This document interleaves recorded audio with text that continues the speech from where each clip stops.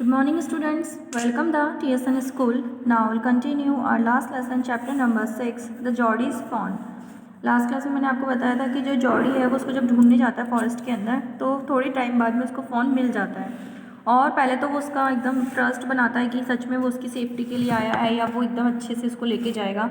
तो जब फ़ोन को ये बिलीव हो जाता है तो फ़ोन उसके साथ चलना स्टार्ट कर देता है और जॉडी उसको अपने आर्म्स के अंदर लेकर बड़े प्यार से उसको साथ में अपने घर की तरफ चलने के लिए रेडी हो जाता है। थोड़ी दूर वो अपनी आर्म्स में लेके चलता है, फिर थोड़ा उसको वॉक करवाता है और फ़ोन सच में उसको फॉलो अप करना स्टार्ट कर देता है। Now we'll continue this lesson. His arms began to ache and he was forced to stop again. When he walked on, the fawn followed him at once. He allowed it to walk a little distance, then picked it up again. The distance home was nothing. He could have walked all day and into the night, carrying it and watching it follow. He was wet and sweat, but the light breeze blew thought the June morning, cooling him. और finally थोड़ी देर वो अपनी गोद में लेके उसको चलता है। जब वो फिर थक जाता है, सांस लेने में उसको ऐसी दिक्कत होती है तो वो उसको नीचे उतारता है और जो फ़ोन है उसको फिर से फॉलो अप करना स्टार्ट करता है जब तक कि घर की दूरी कुछ ही डिस्टेंस की ना रह जाए। ऐसे करते करते वो अपने घर के पास तक पहुँचते हैं। The sky was as clear as spring water in a blue china cup. He came to the clearing. It was fresh and green after the night's rain. और जब वो रास्ते में चल रहे होते तो जो ग्रास वगैरह होती है वो एकदम ग्रीन हो जाती है क्योंकि ना रात को क्या होती है बारिश हुई भी होती है, उसके कारण सब कुछ एकदम साफ साफ सा दिखाई देता है, बिल्कुल क्लीन मतलब हो जाता सब कुछ।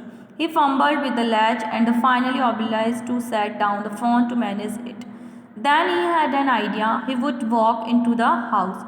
और फाइनली फिर वो धीरे धीरे करके अपने कहाँ पहुँच जाता है, घर के पास पहुँच जाता है। Into Penny's bedroom with the fawn walking behind him. और जब पेनी अपने बेडरूम की तरफ मतलब पेनी कौन इसके फादर है तो फ़ोन जो जॉडी है वो फ़ोन को अपने पापा के जो बेडरूम की तरफ जब लेके जाता है तो फ़ोन भी वॉक करते हुए उसके साथ जाता है। But at the steps the fawn blacked and refused to climb them. He picked it up and went to his father. Penny lay and closed eyes. और जब फ़ोन को वो अपने साथ लेके जाता है तो जो फ़ोन है उससे वो स्टेप्स नहीं चढ़े जाते, इसलिए वो उसको फिर से अपनी गोद में अपने आर्म्स में उठा लेता है और फिर अपने फादर के पास लेके जाता है। जब वो अपने फादर के पास पेनी के पास लेके जाता है तो देखता है कि जो पेनी है मीन्स जिसके फादर है वो क्या है लेटे हुए थे और उनकी आँखें क्या थी बंद थी। तो जॉडी ने कहा, जॉडी कॉल्ड पा लुक, बड़े प्यार से उसने अपने फादर को आवाज़ दी और कहा कि देखिए। पैनी टर्न हिज हेड, और पैनी ने जब अपना टर्न किया हेड तो Jordi stood beside him. The fawn clutched hard against him. It seems to Penny that Geordie's eyes were as bright as the fawn's. He said, "I'm glad you found him." और जब पैनी ने अपना head turn करके देखा तो उसने देखा कि जॉडी के साथ में कौन खड़ा है, फ़ोन खड़ा है। फ़ोन और जॉडी बड़े प्यार से बड़े ब्राइट आइज से उसकी तरफ देख रहे थे और जो फ़ोन था वो काफ़ी आराम से वहाँ खड़ा था। तो उसको देखकर काफ़ी जो फादर थे उसकी वो काफ़ी खुश हुए और जो जॉडी वो कहता है मैं बहुत ज़्यादा खुश हूँ, इसको ढूंढ कर फाउंड करके मैं इसको बहुत ज़्यादा खुश हो गया हूँ। Jody then went to the kitchen, और फिर जॉडी का जाता है किचन के अंदर जाता है। The fawn wobbled after him, और फ़ोन क्या करता है उसका कंटिन्यू पीछा ऐसे करके वॉक करके उसके साथ जाता है। A pan of morning's milk stood in the kitchen safe, the cream had risen on it. He skimmed the cream into a jug. He poured milk into a small gourd. He held to it out to the fawn. It buttered it suddenly. Smelling the milk, he saved it precariously from spilling over the floor. It could make nothing of the milk in the gourd. और फिर क्या करता है जो Jordi है वो kitchen के अंदर जाके जो मिल्क होता है उसको मॉर्निंग मिल्क के लिए किचन में जाकर उसको मिल्क देता है, एक बड़े से बर्तन में उसको डालकर दे देता है। तो जो फ़ोन है सबसे पहले उसको स्मेल करता है और उसको स्मेल करके वो फील करता है कि हाँ ये सेफ़ है, सही है। फिर वो उसको धीरे धीरे पीना स्टार्ट करता है और पीते हुए भी वही ध्यान रखता है कि जो मिल्क है वो ज़मीन पे ना डुले, मीन्स वहाँ से ऐसे कुछ स्पॉइल ना हो, इस चीज़ का ध्यान रखते हुए वो मिल्क को पीना धीरे धीरे स्टार्ट करता है। He dipped his fingers in the milk and thrust them into the fawn's soft wet mouth.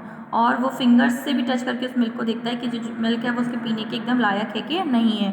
और जब एकदम ठंडा सा दूध जब हो जाता है तो वो फ़ोन उसको पीना स्टार्ट कर देता है। It sucked greedily when the wit drew them.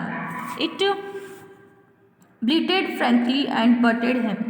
He dipped his fingers again and as the fawn sucked, he soured them slowly into the milk, then fawn blew and drank it.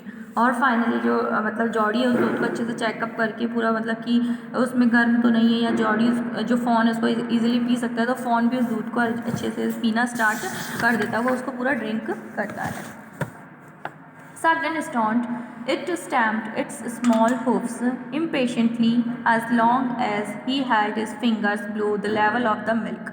और जो Jordi है वो धीरे धीरे बड़े मतलब जो Jordi है वो उसको क्या करता है, फ़ोन को अपने फिंगर से ऐसे दूध धीरे धीरे उठा के पीता है, क्योंकि पिलाता है, क्योंकि वो उससे अच्छे से मतलब बर्तन में नहीं पी पा रहा होता, क्योंकि जो फ़ोन है वो काफ़ी छोटा सा होता है, तो वो उसको बड़े प्यार से फिंगर से ऐसे दूध उसको धीरे धीरे पिलाता है। The fawn was content. It closed his eyes dreamily. It was eccentric to feel its tongue against his hand.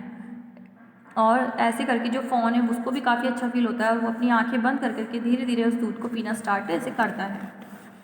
Its small tail flicked back and forth. The last of the milk vanished in a swell of foam and guggling.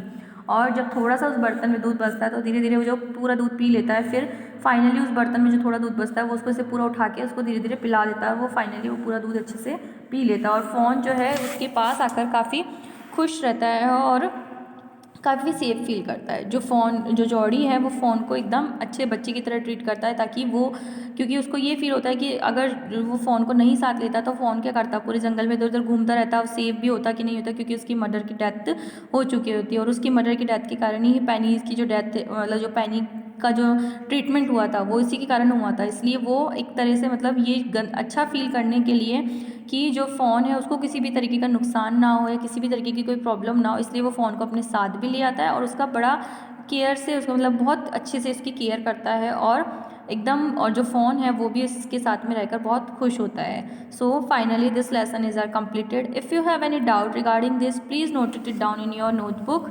Thank you all.